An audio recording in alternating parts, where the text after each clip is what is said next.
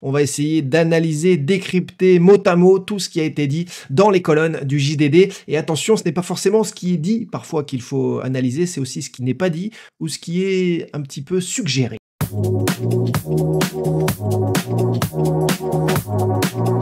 Franck McCourt sort du silence. En pleine fin de saison comptable, c'est au 30 juin, le boss de l'Olympique de Marseille donne une interview exclusive au JDD. Jean-François Pérez, le journaliste qui lui courait après depuis des mois, des années, il l'avait dit, il l'a enfin eu, son interview. Franck McCourt a décidé, en effet, d'octroyer, après des mois de questions, de demandes, au JDD, enfin cette interview. Alors, est-ce que c'est la dernière avant de partir? On se pose des questions, justement, parce qu'il y a quelques questions qui n'ont pas pu, ou pas été posées, en tout cas, et on va revenir là-dessus. Le contexte très clair de cette interview, c'est un Franck McCourt qui a soigné son entrée en 2016 et qui semble soigner une forme de sortie, puisqu'il est venu 3 fois en 6 semaines, en fin de saison, voir son Olympique de Marseille, et que là, il communique notamment aussi sur ses investissements. Ça, c'est important parce qu'il ne le faisait pas. On va voir mot à mot, mot pour mot, en effet, ce qui est dit, ce qui n'est pas dit. En tout cas, c'est intéressant, c'est professionnel, c'est rigoureux. Franck McCourt reprend la main sur la narration.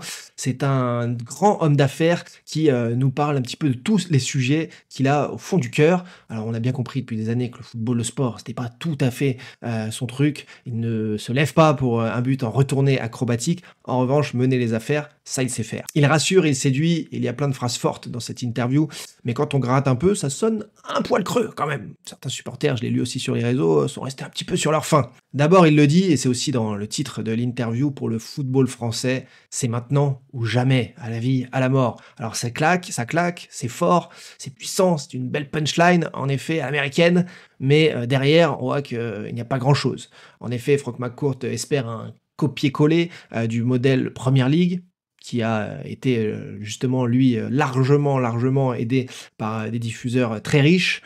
Le modèle Première Ligue de gouvernance peut-être peut fonctionner, mais on voit que Franck McCourt assure de son soutien au football français sans rentrer dans les détails. C'est une posture, rien de concret. En revanche, là où il est concret et que c'est important pour son image, c'est quand il place dans l'interview qu'il a investi 750 millions d'euros. Alors parle-t-il des déficits structurels de l'Olympique de Marseille à renflouer chaque année auprès de la DNCG, et ça c'est plutôt négatif de le tourner comme ça. Il peut en effet communiquer en parlant de 750 millions d'investissements, quand on sait que sa fortune est estimée par Forbes, le magazine économique, à autour d'1,2 milliard. On voit qu'il s'est en effet pleinement investi pour l'Olympique de Marseille, que c'est assez fascinant, malgré les déficits permanents, il était là toujours pour rassurer les instances. Mais on peut aussi analyser et penser que c'est via les garanties pour la suite qui sont là qu'il peut se permettre d'avoir cette posture, parce que quel autre homme d'affaires pourrait se permettre de perdre autant sans avoir derrière un avenir radieux assuré ou des revenus assurés, ce qui n'est pas vraiment le cas du foot français. Il n'y a aucune assurance dans l'avenir du foot français avec un PSG hégémonique et le reste derrière, loin derrière.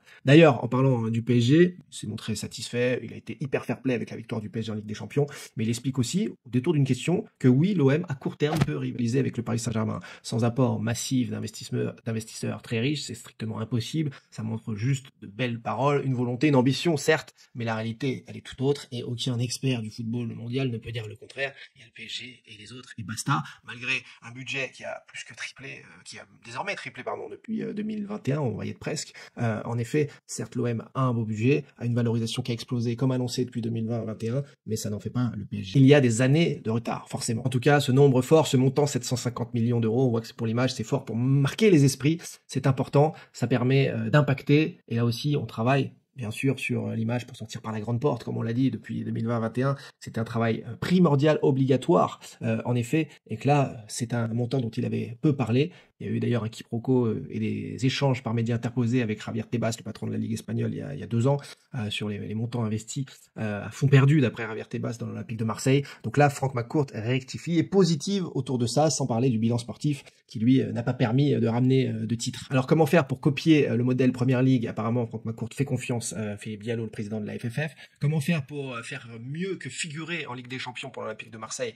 Là aussi, Franck McCourt fait confiance au trio Pablo Longoria, Mehdi Benassia, Roberto De Zerbi, et pour développer les revenus, désormais Alessandro Antonello, qu'on connaît. Bref, Franck McCourt ne rentre jamais dans ces détails que certains pourraient attendre, parce qu'il est au-dessus de la mêlée. Pourquoi pas? C'est un positionnement d'homme d'affaires. Alors, en résumé, c'est un discours qui veut marquer, Franck McCourt ne parle pas d'avenir moyen ou long terme, Franck McCourt parle avec le cœur, il dresse aussi une forme de bilan. Il utilise des bons mots, mais sans vraie vision, sans vrai plan, puisqu'il se calque sur ce qui a déjà été dit par la FFF, sur ce qui est fait par la LFP, et il demande en effet à ce que ça gagne. Mais qui ne voudrait pas que ça gagne, à titre personnel pour l'OM et pour le football français?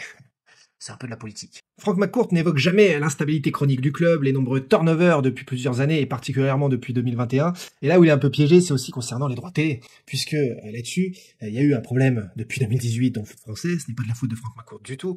Mais en revanche, Pablo Longoria, en tant que président, a toujours suivi les directives, les demandes, les réunions de Vincent Labrune, sans jamais moufter, sans jamais être contre ce clan, autour aussi de Nasser Al-Khelaifi. Et donc il n'y a pas eu non plus de rébellion. Marseille est habitué à être rebelle, là ce n'a pas été le cas, de la part des directives McCourt, donc Pablo Longoria, concernant les décisions et les fautes de la Ligue et donc du football français concernant son avenir. Là-dessus, Pablo Longoria a permis les réélections de Vincent Labrune. Donc derrière, aller expliquer que le football français s'est mis dans le mur, c'est aussi, et demander aussi une gestion plus collégiale et différente. Elle l'était pourtant, et l'Olympique de Marseille faisait partie prenante de ces décisions. C'est là où, bon, il aurait pu être un petit peu plus transparent là-dessus, et ne met un coup de pas sur les petites erreurs auxquelles ont participé l'Olympique de Marseille. Finalement, les mots forts à analyser, ceux de Franck McCourt, ils arrivent lors de la dernière question de l'interview. On lui parle de possible investisseurs dans un avenir proche. Ce qui est dommage, c'est de ne pas avoir eu la possibilité ou de ne pas avoir posé la question concernant ce pacte d'associés qui est public, qui existe. Désormais, Franck McCourt, depuis avril 2024, n'est plus associé unique à la tête de l'Olympique de Marseille. Les documents sont là. Il est épaulé par des investisseurs qui ont la main et la possibilité de le révoquer d'ailleurs. C'est écrit dans les documents. Donc là, il n'y a rien de neuf, aucune révélation là-dessus. Mais c'est dommage que lui, en tant que patron, n'ait pas pu s'exprimer là-dessus pour nous expliquer le pourquoi du comment il a fait rentrer les investisseurs, à quoi ils servent et qu'en est-il désormais de la gestion collégiale, puisque ce n'est plus du tout un propriétaire unique, et ça a été éludé. En revanche, on lui parle de possibles investisseurs dans un avenir proche, et il ne balaye pas la question, ce n'est pas impossible. Alors, bien sûr, c'est un peu le serpent qui se mord la queue, puisque dans le même paragraphe, il vous dit que des investisseurs peuvent arriver à court terme s'ils ont la même stratégie que lui, c'est pas forcément une stratégie encore plus dépensière, et avec une volonté de titre et de succès sportif, mais derrière, il assure aussi club n'est pas à vendre, puisque il n'y a pas cette volonté-là tout de suite. Alors forcément, quand vous avez des garanties d'un deal déjà effectif, ça ce sont les sources politiques et autres du monde du football qui, au fil des années d'enquête, m'ont permis de tenir ces propos avec quelques certitudes, des documents également. Forcément, quand on a ces propos, eh bien, on peut les comprendre différemment. Bien sûr qu'il n'attend aucune offre, il n'attend aucun investisseur autre, puisque tout est déjà ficelé.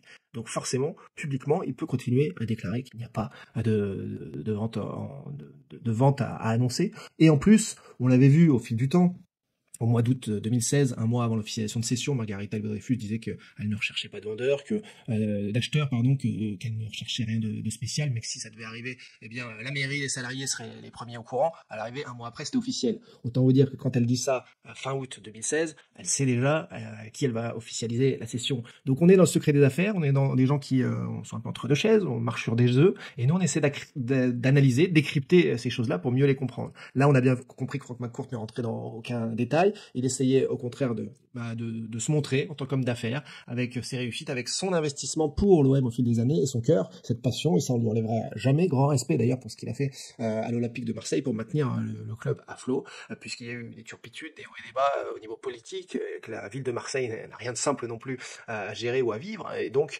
lui aussi était tributaire de plein de choses. Donc voilà l'analyse. Il y a celle également qui peut être intéressante comme réaction et analyse, celle de mon confrère Al-Walid Al-Debazi, journaliste saoudien accrédité par le ministère de l'Information saoudien, qui a réalisé plus de 1000 émissions de football, qui a son podcast, qui a suivi en long, en large, en travers les tribulations de la vente de Newcastle, club dont il est fan et très proche, mais il est aussi très fan de l'Olympique de Marseille. Alors Al-Walid, depuis Riyad, qu'en penses-tu de cette situation, de cette interview, quelle est ta réaction par rapport aux propos de Franck McCourt? Bonsoir Thibaut, bonsoir Olympique Marseille. Bonsoir Thibaut, bonsoir les fans de l'Olympique de Marseille, j'espère que vous allez bien. Ça va? Je commente le rapport de Franck McCourt d'hier paru dans le journal du dimanche. L'article en fait, je l'aime bien. Je l'appelle le cri du désespoir. Monsieur Franck a 71 ans à peu près, et cela en fait une personne honnête. Et donc je crois que il va finir par vendre l'Olympique de Marseille. Nous nous souvenons que Margaret Dreyfus, l'ancienne propriétaire de Marseille, elle disait également que le club n'était pas à vendre. Une semaine plus tard, la vente avait eu lieu. Donc je pense qu'il répète juste la même chose. Si vous vendez quelque chose et que vous voulez en tirer un prix élevé, il est donc inutile de vouloir le montrer et il faut donc conserver ce bien pour qu'il devienne plus important et plus cher. Et je pense que c'est ce que fait Monsieur McCourt. Si vous lisez bien l'article, il dit « Je ne peux plus continuer à perdre de l'argent ». C'est, je pense, l'élément essentiel à retenir de cet article. Il fait de son mieux, mais ce n'est pas suffisant. Il en fait beaucoup. Il faut beaucoup plus d'investisseurs. Comme il l'a dit, il est ouvert à l'investissement pour des investisseurs extérieurs. Le point de désaccord maintenant, c'est le pourcentage de répartition de l'investissement. Monsieur Frank possède depuis bientôt maintenant 10 ans l'OM, et pour faire un parallèle, il avait vendu son équipe des Dodgers après 8 années à la tête du club. Je pense donc qu'il attend une plus-value assez significative pour vendre l'Olympique de Marseille. J'aimerais ajouter encore une chose. Vous dites à plusieurs reprises que le club n'est pas à vendre. C'est assez similaire avec votre façon de faire quand vous souhaitez vendre vos joueurs. Vous dites qu'ils ne le sont pas, et en fait ils le sont vraiment, mais c'est juste que le prix n'est pas suffisant. Je me sens vraiment triste pour les fans de Marseille. Il n'y a pas eu de trophée depuis 2012. C'est une longue période. Monsieur Franck, vous avez passé presque une décennie sans trophée et vous êtes satisfait de la qualification à la Ligue des Champions. Ce qui est étrange parce que pour moi, un club comme Marseille doit être en Ligue des Champions chaque année. En tout cas, ce que je voulais dire, c'était avant tout merci Thibaut. J'apprécie particulièrement et vraiment votre honnêteté et apprécie vos efforts. J'espère vous voir bientôt avec de très bonnes nouvelles. Plaisir de t'écouter, toujours nous délivrer tes analyses pertinentes. Lui aussi pense que Frank McCourt ouvre la porte. Alors, ça reste une dernière interview pour redorer une dernière fois son blason, son image, sortir par la grande porte, la tête haute, en ayant dit ce qu'il fallait en tant qu'homme d'affaires. C'est possible.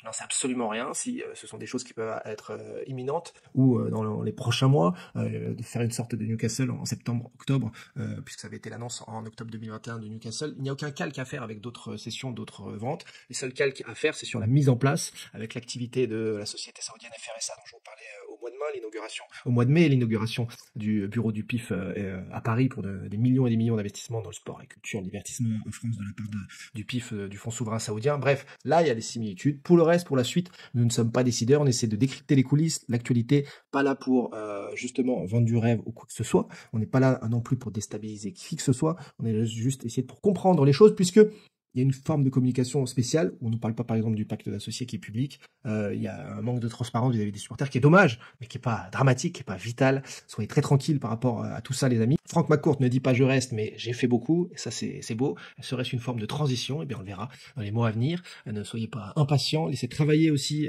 les grands professionnels à la tête de l'Olympique de Marseille. Ça, c'est important parce que eux, ils connaissent leur métier bien mieux que nous et ils essayent de faire le mieux aussi pour le club. Ça, pour vous supporters et chers amis passionnés de foot business, de géopolitique, voilà, on a essayé d'être clair, de décrypter les choses. N'hésitez pas, vous dans les commentaires, à aussi poser vos questions. On réagira bien sûr en direct dans le Deshoot. Et on se posera ensemble à nouveau, on poursuivra les débats avec grand plaisir. N'hésitez pas à liker, partager, commenter aussi, ça fait partie de l'algorithme. C'est comme ça que ça marche, je suis désolé de le demander. Prenez soin de vous et des autres et nous on se retrouve très vite le Deshoot en direct, 100% interaction.